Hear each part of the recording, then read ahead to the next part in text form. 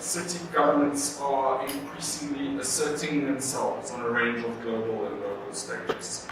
The last few years have seen high-profile instances of cities passing their own laws, even constitutions, taking national governments to court, refusing to cooperate with them, and doing things differently.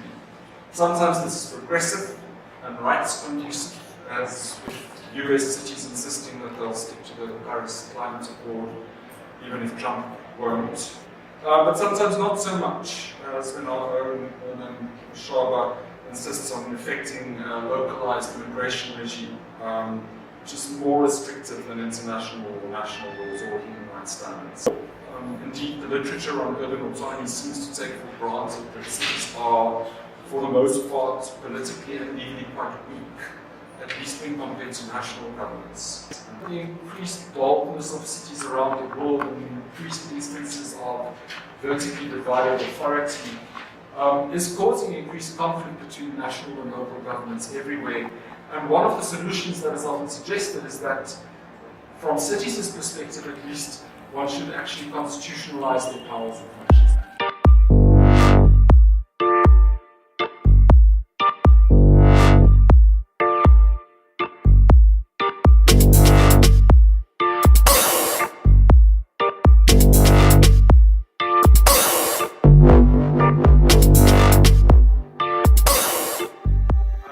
Notions of urban and local governments and urban autonomy are significant in popular culture, politically and also legally. Cities around the world are in some way or another gaining political clout, increasingly acting independently in international relations, increasingly recognized as independent actors, increasingly organizing and networking amongst themselves. The new urban agenda speaks of an urban paradigm shift and draws attention also to the formal capacities and the legal capacities of urban local government, which it wants to be capable of doing all kinds of things, producing cities and human settlements that are participatory, productive, substantively equal, environmentally and socially sustainable, safe, resilient, inclusive, you name it. And within this urban paradigm shift, city governments are increasingly asserting themselves on a range of global and local stages. The last few years have seen high-profile instances of cities passing their own laws, even constitutions, taking national governments to court, refusing to cooperate with them, and doing things differently. Sometimes this is progressive and rights conducive, as with US cities insisting that they'll stick to the Paris Climate Accord, even if Trump won't, or when Gaborone surprised all of us a few years ago by declaring that it will stop prosecuting homosexuality as a city, even though it remained criminal under Botswana law. But sometimes not so much, as when our own woman Shaba insists on effecting a localized immigration regime, which is more restrictive than international or national laws or human rights standards. Finds all kinds of ways from the everyday carrying out of urban functions to target foreign nationals in all kinds of ways, as I said. Clearly, this notion of urban governments acting autonomously is increasingly gaining some kind of traction.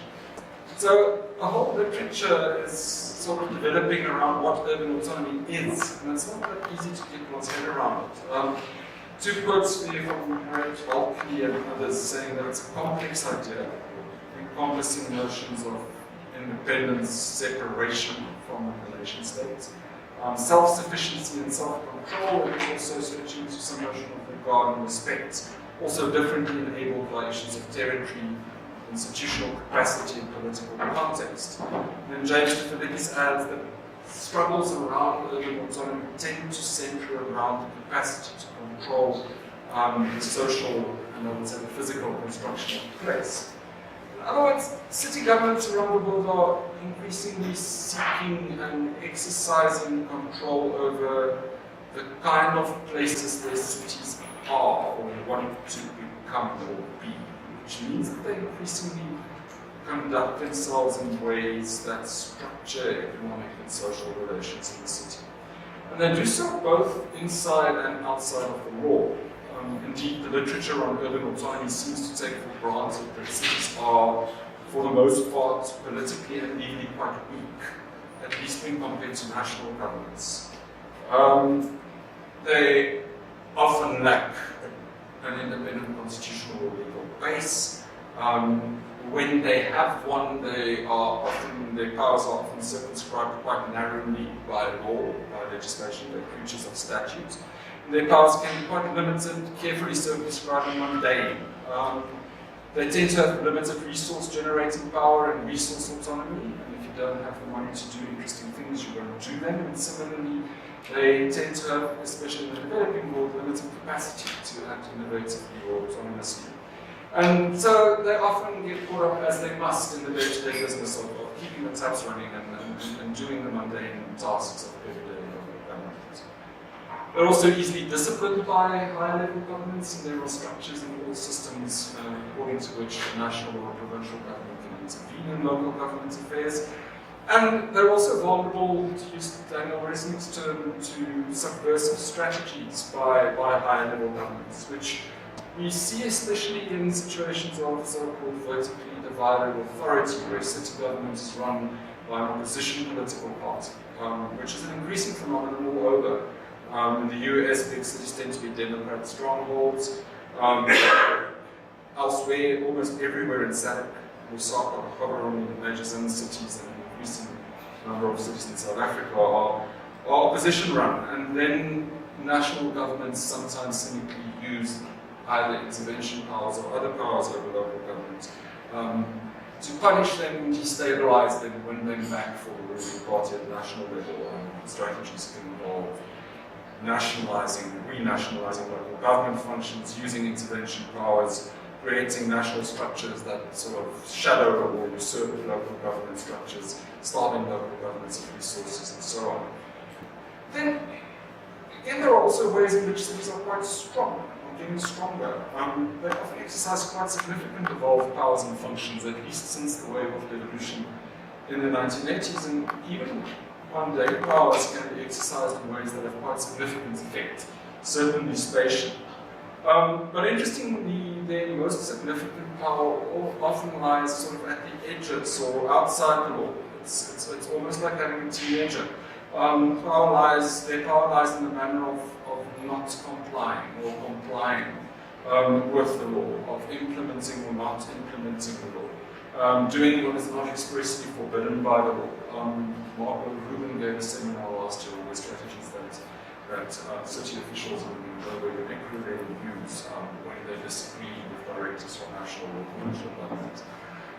They also negotiate to get what they want. They rally, they maneuver, they organize. Organized and networked bodies of international city governments are ever more common in United States and local government, the global parliaments of mayors and so on. And one is also increasingly finding that global cities or leading cities in some or other global economic sphere are bypassing the nation state in their negotiations or their interactions with international organizations such as UN Habitat or the World Bank, who is known to sometimes conclude agreements directly with city governments. But clearly, they don't quite need legal power to act independently, but I argue, as I would, being a lawyer, that legal powers and competencies of cities do matter quite a lot. Basically, the more authority you give them, the more they will exercise, and then some over and above, again, like a teenager. And so I had my teenager make me this slide on some drawing where the line that's sort of posed in the bottom is supposed to be the legal boundaries of the powers of local government. I would have wanted it thicker, but she clearly views the line of authority as quite thin and porous.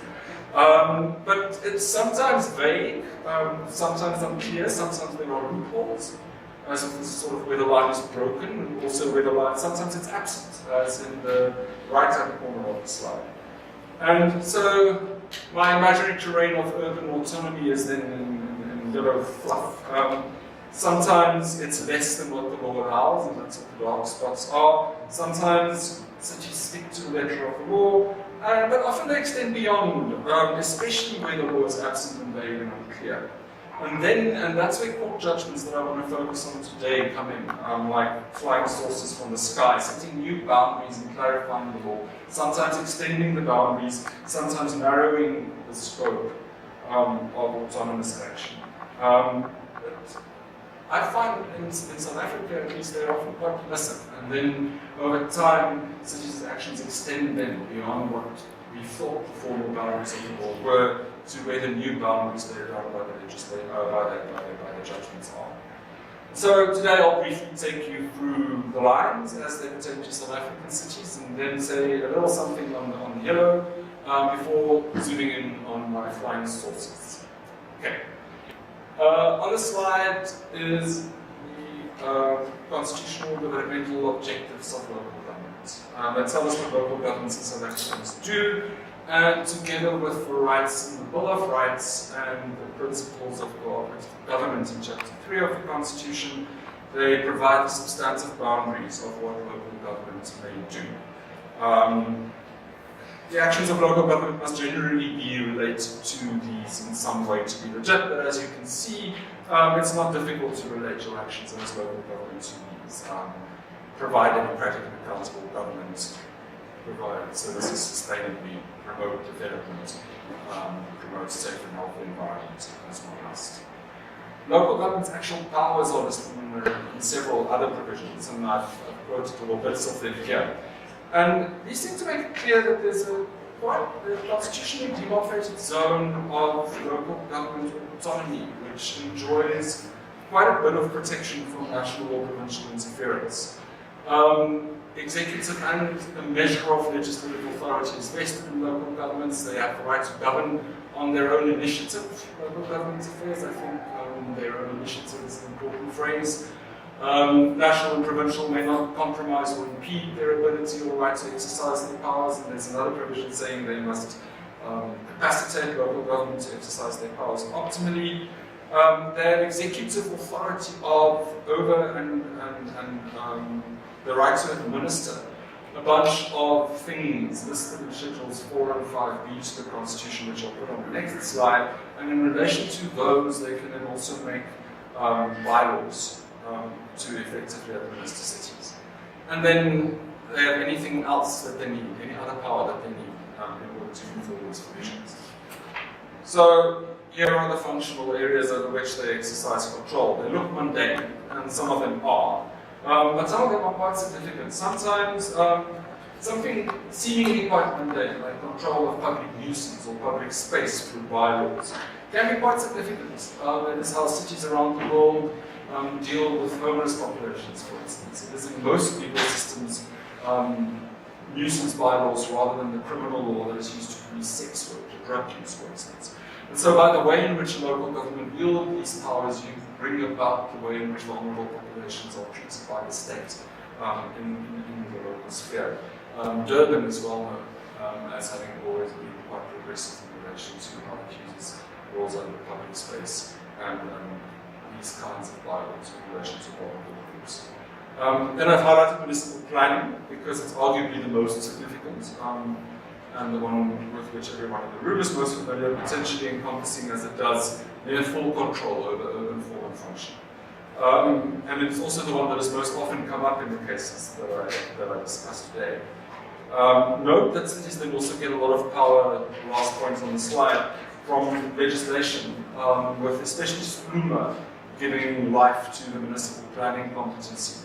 And together with the Municipal Systems Act, elevating IUPs to something which is not quite policy, not quite yet law, but something quite significant and quite powerful. But the powers of local governments are not boundless. There are significant provincial intervention powers in cases where local government goes rogue, or as more often than not happens here, when they collapse due to poor governance. And I don't want to go through the standards here, and I actually haven't studied them in great detail, but they're temporary. They come with significant procedural hoops that provincial government must jump through, and we know also a bunch of political strings, and they require kind of consistent justification on the part of province, and forces the province to focus on recapacitating local government.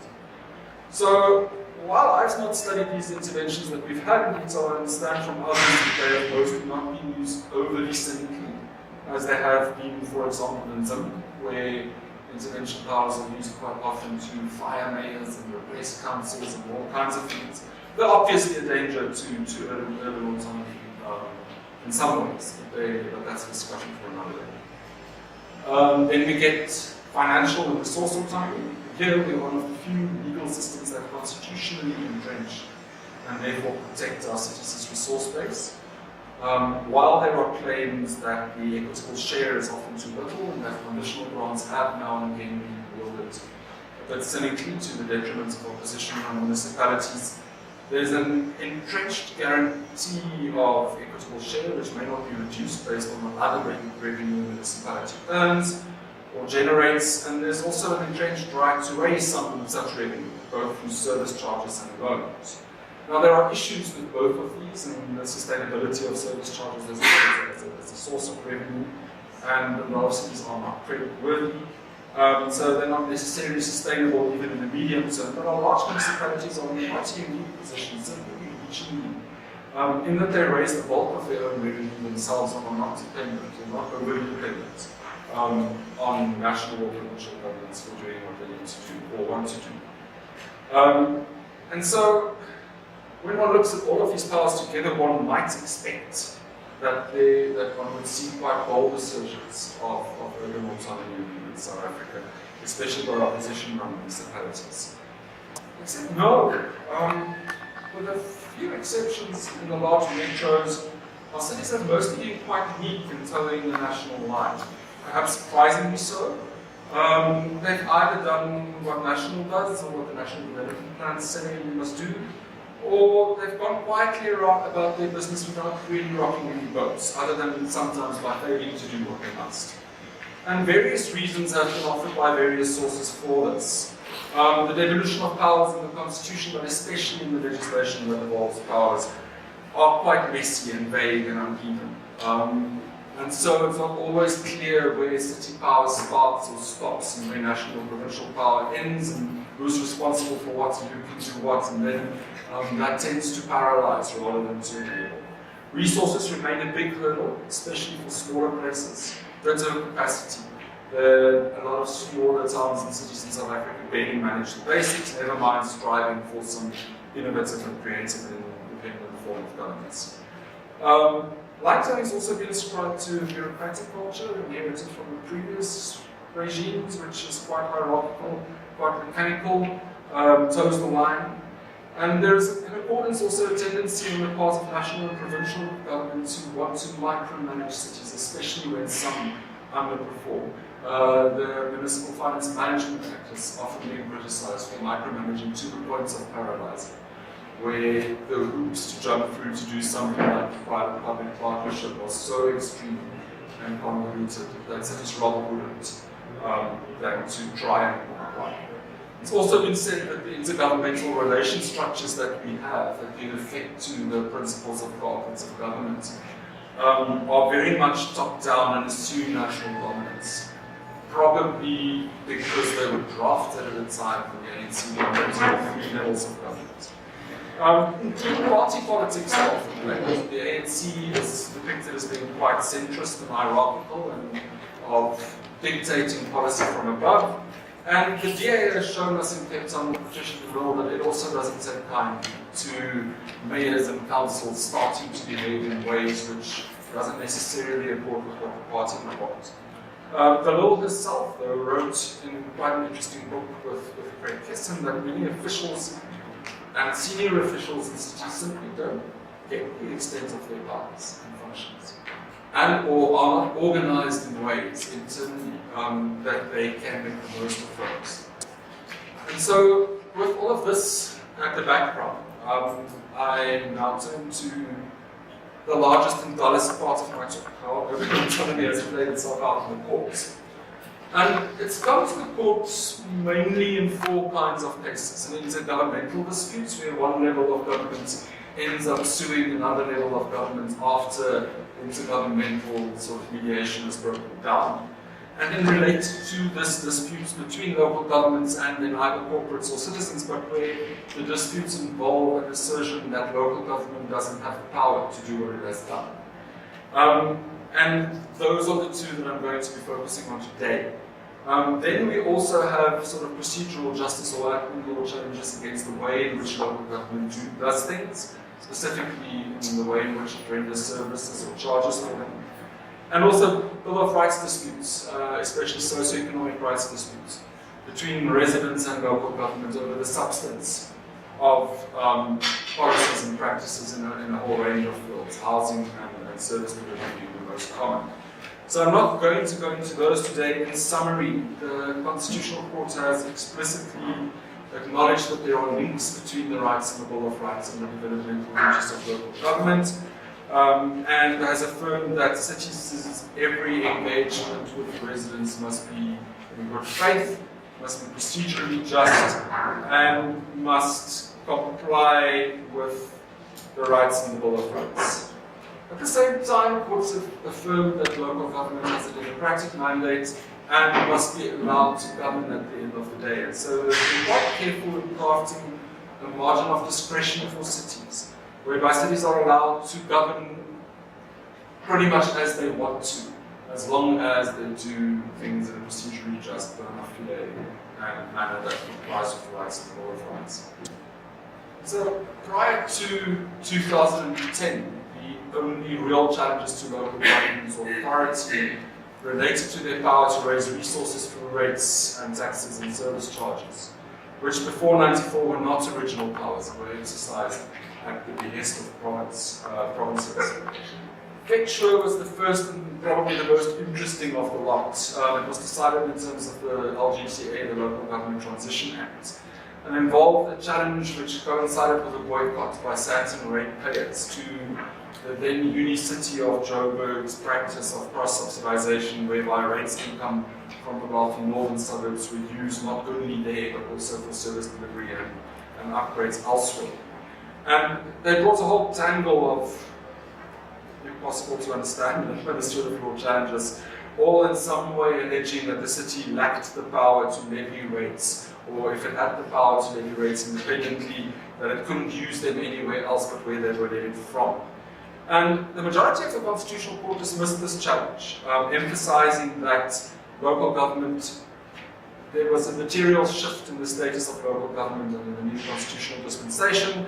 Local government was no longer subservient to administrative structures that were beholden to some kind of supreme parliament, but that they now exercised original powers, including the power to levy rates, which, being exercised by democratically elected local government after due deliberation, was deemed legislative in nature and therefore not prone to administrative law review. It's a distinction we got a difference that I'm not referring into now.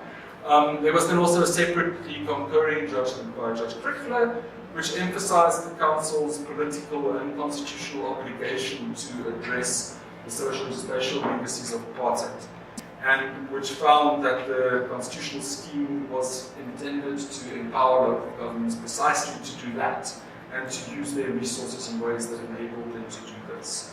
It's the first time and not the last time that the power to use income and how local government wants is linked to the power to shape the social spatial form of the city, specifically to bring about social spatial transformation. All of this was affirmed in the Robertson case, where the court dismissed a challenge by Camps Bay residents to an increase in their property rates. And again in the CDA Boerdery, where the court found that an old order ordinance in terms of which municipalities needed to have provincial permission to pass their budgets and to pass their rate structures was invalid. And then we had nothing for a couple of years until the AfriForum decision, which isn't about rates, but is about how cities spend their money. It's a Constitutional Court decision dismissing a challenge by AfriForum, or a bunch of challenges by AfriForum, to the name changes of street names in Victoria. And in addition to emphasizing that decisions that pertain to cities' spatial form, which the court includes as including street names, are in the exclusive domain of local government, and as long as they exercise procedurally justly, the courts are not going to intervene. The court further stated that and I'm quoting, the power to determine how much of council's budget will be used when and for what purpose is also firmly in the hands of council. So as with Fetch, the court links this power to use budget how it wants to the power to change and or govern the social spatial form of the city. AfriForum was probably as bold as it was because it came after a range of other decisions in which municipalities' control over the urban form and function in the municipal planning competency was affirmed to be near absolute. Gauteng Development Tribunal is the first and the most famous of these. The legal foundation for much is FUMA, and the one with which most in the room are most familiar and some of you were involved in it. There was a seeming overlap to drastically oversimplify the facts between provincial and local competencies regarding urban development in terms of the Development Facilitation Act, which had the effect that provincial development tribunals could give planning permission to developments even where these clashed with cities' IDPs or their other plans. And Joburg was having none of it. In a fairly unusual display of urban assertiveness, it announced publicly that it would no longer recognize or give effect to provincial tribunal decisions, and it also instituted legal proceedings, in which notably it was joined by Durban, which was experiencing similar tensions in KZN. One finds the international experience suggests that once cities start collaborating in this way, especially in the legal arena, that one starts seeing them acting more autonomously. It's not quite been borne out, but we've seen some collaboration in this regard. The Constitutional Court sided strongly with the cities, finding that they had exclusive authority over municipal planning, which was defined to encompass zoning, designating townships, land use management, and so on. Province, it was said, can only exercise oversight and can only use its powers to strengthen municipal capacity to act independently, and cannot exercise its powers in ways that would usurp or subvert municipal planning power. So they declared the provisions of the Act unconstitutional to the extent that it allowed provincial tribunals to grant zoning or township establishment applications, and those cities that were capacitated to deal with these themselves were immediately empowered to take control over the process. Over the years then, up to last year, they followed a string of almost identical and quite dull decisions in the cases listed on the slide. In all of them, legislation, some kind of legislation provided for some kind of provincial appeal process over municipal planning processes or the granting or the following of all kinds of planning permission. And in all of this was, in all of these cases, this was unceremoniously declared unconstitutional by the Constitutional Court with reference to Gauteng Development Tribunal. This was even the case in Lagoon Bay, where the province defended its appeal power by quite legitimately, I thought, referring to cases where developments in one municipality, in this case some Gulf estate in George or in the Garden in some way, would have knock-on effects also in other municipalities. The court was just like, no. And also in Habitat Council, where the minister argued that he requires an appeal power to prevent the planning process being hijacked by what was termed parochial concerns. And quite a colourful quote, the court found that planning decisions were localised and were precisely the kind of decisions where one wants parochial municipal interests to prevail over the interests of other levels. I then need to mention the SIR. A High Court decision, but very interesting because it extended the meaning of municipal planning beyond the strict letter of the law, and thus also extended the zone of municipal autonomy to also cover environmental decisions. Durban had at the time incorporated the so-called DMOS policy, which dealt with conserving sensitive ecosystems and biodiversity into its town planning scheme. And the developer opposed, and arguing that environmental matters, as they are listed in Schedule 4A of the Constitution, which means that they're provincial competence, and that cities therefore at least can't pass bylaws in relation to them. Its Queenie responded saying that environmental considerations are a crucial and everyday part of town planning. In KZN province, lo and behold, supported this and made a separate submission in which it abided by this.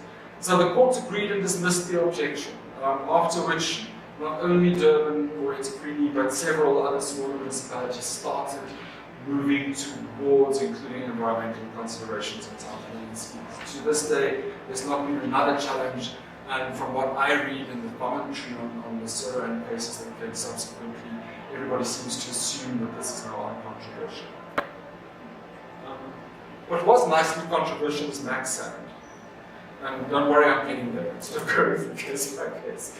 Maxsand is a supplier of sand and stone and got a mining license from the National Minister of Mineral Resources to mine sand on a dune by Mitchell's Plain in Cape Town. Except the dune was zoned as public open space by Cape Town, which then wouldn't allow mining to start on the dune. And so to court they went.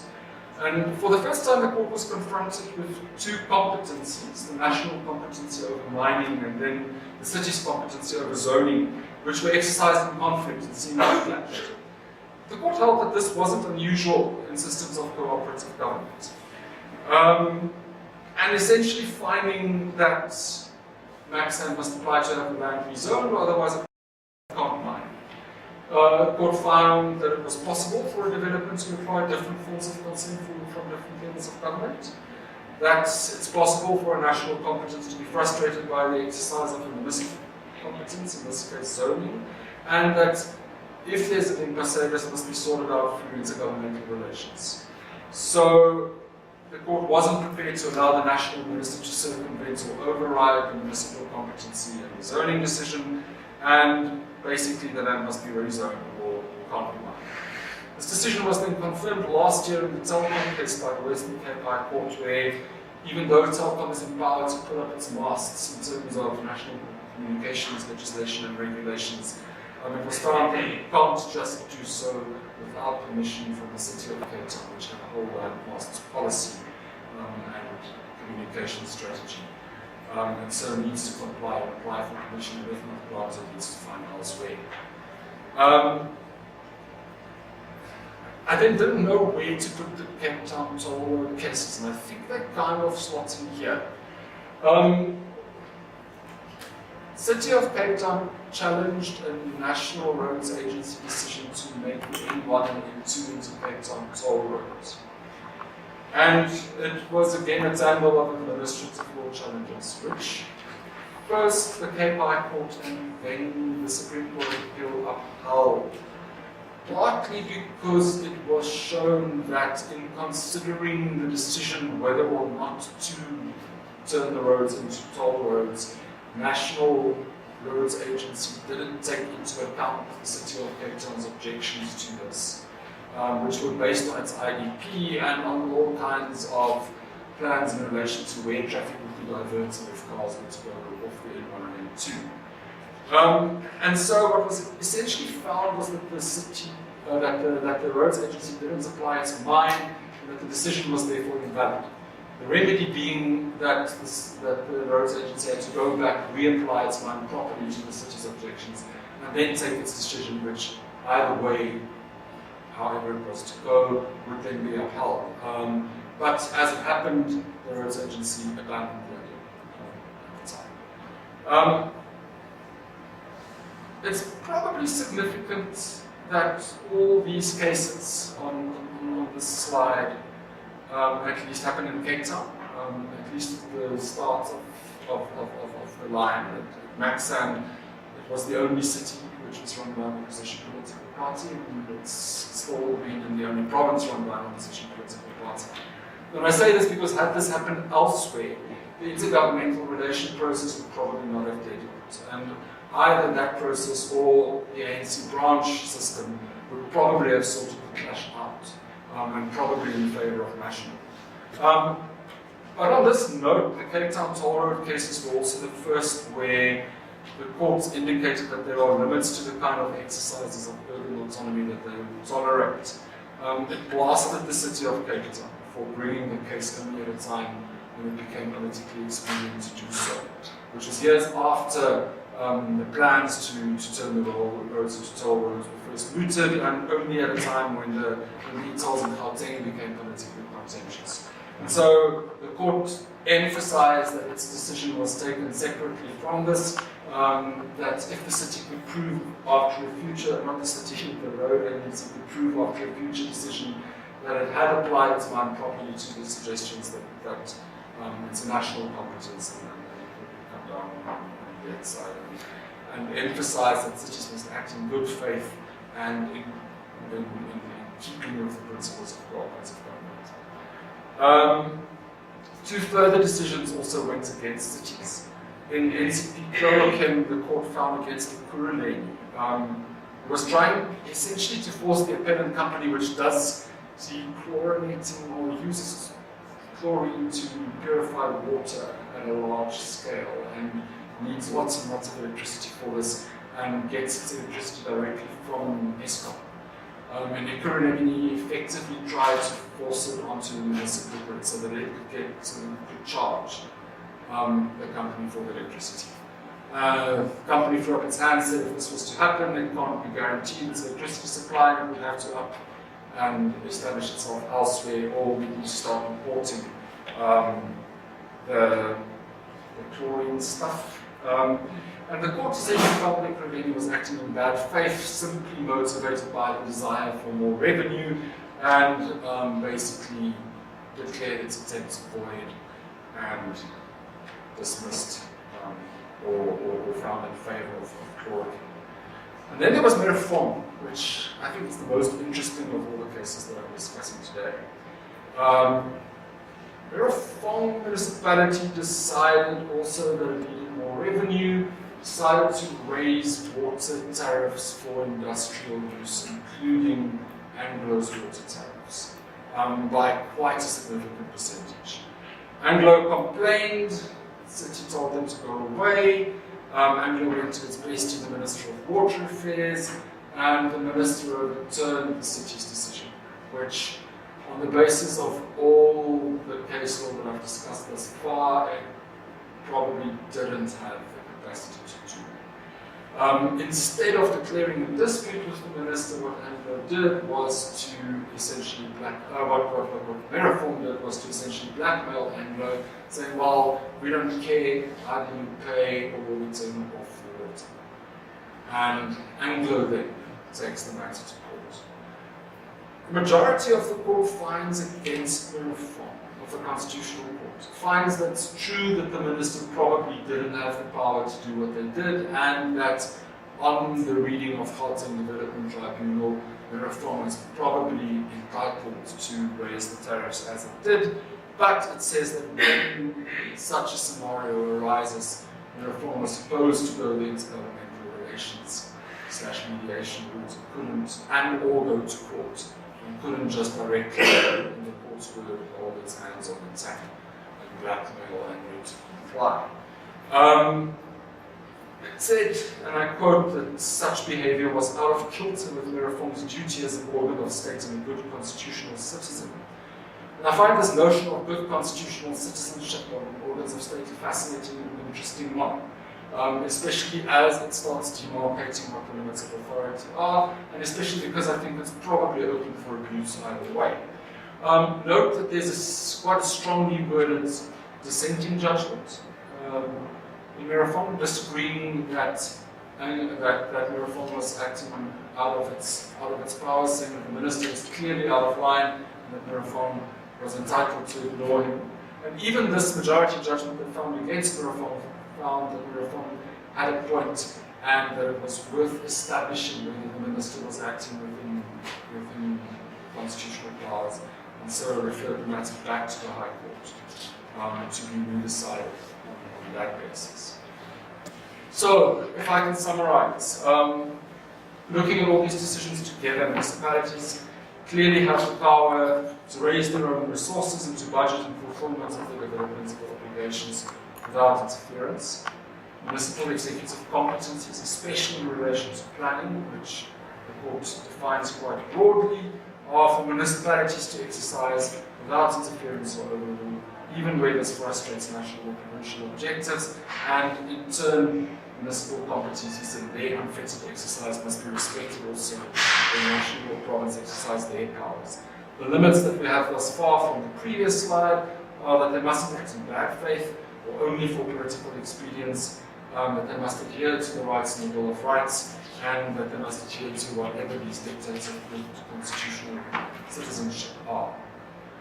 So, to conclude, has been observed that the increased boldness of cities around the world and increased instances of vertically divided authority is causing increased conflict between national and local governments everywhere. And one of the solutions that is often suggested is that, from cities' perspective at least, one should actually constitutionalize their powers and functions like we have done. And I think all in all, the constitutional framework of entrenched powers and autonomy, but within a framework of cooperative governance, has served our cities quite well. For instance, there's been surprisingly little, I think, intergovernmental conflict in the coalition of municipalities over the last few years, where, apart from some conditional funding probably having been cynically reduced, national and province seems to have been keeping its distance, and all the real drama and collapses have been because of the coalitions and not because of the cooperative government. I would hope that at least part of the reason for this is that the courts have signaled that they would more often than not come down quite strongly on cities' side when their constitutional autonomy is threatened. But it has to be said, again, in going with my previous Superman cartoon slide, that most cities have actually not made as much use of their powers and independence as one would have expected. And the cases that we have seen have mostly been cities acting defensively against national or provincial trying to encroach upon their powers, rather than to set off on some developmental path that sort of shows us something new. There's been little real assertiveness, Gauteng Development Tribunal and Cape Town aside, although one must note the increased joinder and therefore cooperation between cities, where one city litigates against national or province and then other cities join in understanding that it's their powers that are at issue and in protecting those powers.